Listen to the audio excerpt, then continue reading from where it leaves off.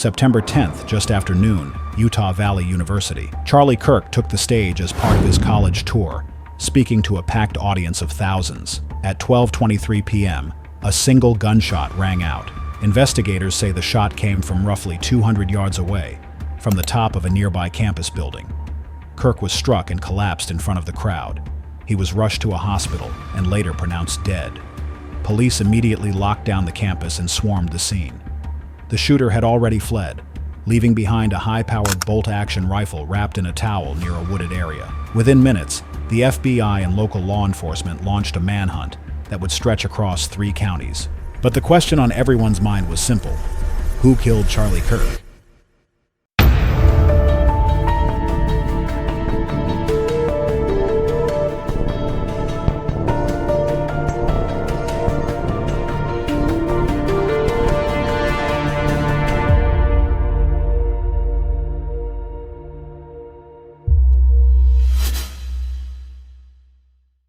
Authorities have arrested the man accused of killing conservative commentator Charlie Kirk.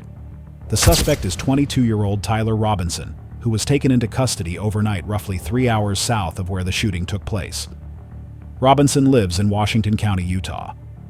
Investigators say he allegedly shot Kirk while he was speaking to thousands of people at Utah Valley University in Orem, Utah, during a college tour event. According to Governor Spencer Cox, Robinson's own family played a critical role in the arrest. After recognizing him from images released by law enforcement, relatives confronted him and, with the help of a friend, identified by some reports as a minister, took him to the local sheriff's office to surrender. Authorities say Robinson had become increasingly political in recent years and had openly spoken about disliking Kirk's views. At a recent family dinner, Robinson reportedly mentioned Kirk's scheduled appearance at Utah Valley University. Investigators reviewed surveillance footage showing Robinson arriving on campus in a gray Dodge Challenger on the morning of the shooting. He was wearing a maroon t-shirt, light-colored shorts, a black hat with a white logo, and light-colored shoes. Clothing that matched what he was wearing when he was later located by investigators. Police say Robinson fired a single shot from roughly 200 yards away, using a high-powered bolt-action rifle with a mounted scope. He was reportedly positioned on top of a campus building. After firing the shot that killed Kirk, Robinson fled the scene, leaving the rifle behind wrapped in a dark towel. The firearm, a Mauser Model 98 chambered in .3006, was recovered by investigators and sent to the FBI crime lab. Casings recovered with the rifle were found to have engravings with messages referencing anti-fascist and other ideological themes. One casing read, "Hey fascist, catch," while another said, "If you read this, you are gay." Investigators also discovered messages on Discord allegedly sent by Robinson, where he discussed acquiring a bolt-action rifle with a scope and referenced engraving bullets.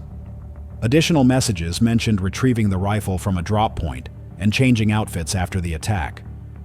Police say Robinson initially escaped by jumping from the building after the shooting and running into a wooded area. He later returned to his vehicle and drove south toward his home in Washington County, where he was later found. The investigation moved quickly, with over 11,000 tips received by the FBI.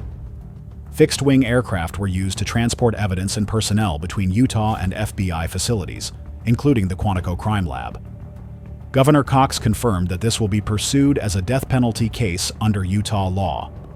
Investigators believe Robinson acted alone, and no further arrests are expected at this time. Investigators have not yet released a definitive motive for the shooting, but the available evidence points toward political motivations. Family members told police that Robinson had become more political in recent years and frequently expressed dislike for Charlie Kirk. At a dinner shortly before the shooting, Robinson reportedly mentioned that Kirk would be appearing at Utah Valley University and criticized his views. Charlie Kirk is a prominent conservative commentator and founder of Turning Point USA, an organization focused on mobilizing young conservative voters. He is known for his outspoken criticism of progressive policies, including gender ideology, LGBTQ issues, and diversity programs.